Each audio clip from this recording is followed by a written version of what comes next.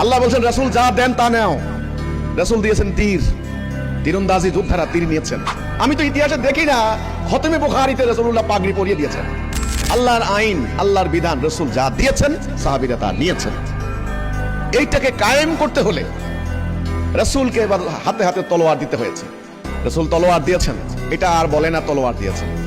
রাসূল বল্লম ধরিয়ে দিয়েছেন। রাসূল নারী যোদ্ধাকে বলেছেন, তীর দিয়ে বলেছেন তীর মারো মারো।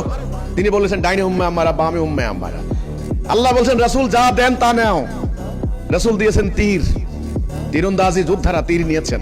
রাসূল দিয়েছেন তলোয়ার, রাসূল দিয়েছেন বল্লম, রাসূল দিয়েছেন যুদ্ধের পতাকা, রাসূল দিয়েছেন বর্ম, বর্ম পরিয়ে দিয়েছেন।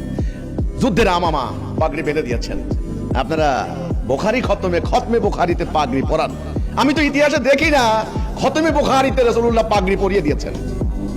আমি দেখি রাসূলুল্লাহ সাল্লাল্লাহু আলাইহি সাল্লাম উসামা ইবনে যায়েদের নাম ধরে ডাক দিলেন। রাসূল বুঝতে পারলেন তিনি আল্লাহর কাছে চলে যাবেন। বলেন উসামা বাইর হও। এক হাতে যুদ্ধের পতাকা দিলেন, আর এক হাতে মস্তক মুড়িয়ে পাগড়ি বেঁধে দিলেন।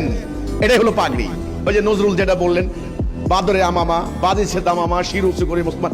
যুদ্ধে যাওয়ার জন্য যোদ্ধাকে পাগড়ি পরানো হয়েছে, খতমে বুখারীর জন্য পাগড়ি দেওয়া হয় নাই।